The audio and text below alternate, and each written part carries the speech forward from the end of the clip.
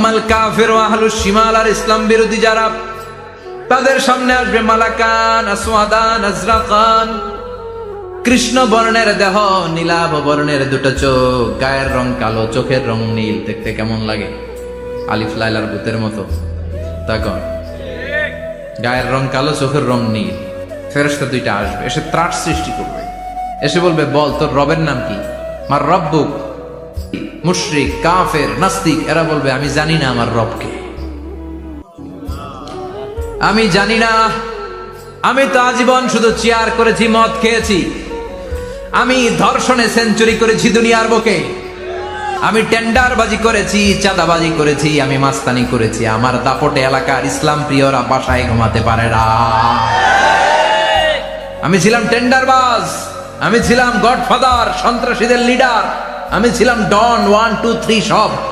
আমি ছিলাম ডনের ডন, আমি ছিলাম মাস্তান, রংবাজ। রব টপ কি আমি তো জানি না। লাদ্রি লাদ্রি, আমার জিজ্ঞেস করো না। আবার প্রশ্ন করা হবে, ওমা দীনুক, তোর ধর্মের নাম কি? বলবে, লা আদরি, আমার কোনো ধর্ম নাই, আমার কোনো ধর্ম নাই। আমি শুধু মৌজ মাস্তিতে ছিলাম, আমি আনন্দ ফুর্তি করেছি, ইসলাম নিয়ে আমার মাথা ব্যথা ছিল না। আজীবন ইসলামরে আমি বাস দিয়েছি, চিল্লায় বলেন ঠিক কিনা? ইসলাম বিরোধীদের সাথে ছিল আমার চলাফেরা, আমার সব সাঙ্গপাঙ্গ ছিল গুন্ডা, বদমাশ, ইসলাম বিরোধী। রব কি, ইসলাম কি, এগুলো আমি জানি না। আমার এগুলো জিজ্ঞেস করো কেন? ধর্ম কি আমি জানি না, আমি কিচ্ছু মনে করতে পারছি না। 3 নম্বর প্রশ্ন করা হবে, আচ্ছা আরিফ হাদার রজুল, দেখো তো এই লোকটারে চিনো কিনা? কয় না, চিনি না, তবে মনে হয় এই লোকটারে দুনিয়ার বুকে আমি গালি দিতাম, এই লোকটার বিরোধিতা করতাম, ব্লগের মধ্যে এই লোকটার ব্যাপারে কুৎসা রটনা করতাম, এই লোকটার কার্টুন বানিয়ে আমি হিংসা ছড়িয়ে দিতাম, এই লোকটার ব্যাপারে আমি এলাকার মধ্যে অপপ্রচার চালাতাম।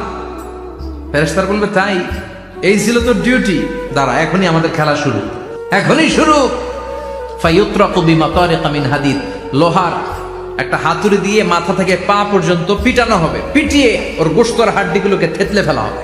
ওয়ায়ুকালু লিল আরদি ইলতাইমি, কবরের দুই পাশের মাটিরে বলা হবে, এবার দুই দিক থেকে তোরা চাপ দে।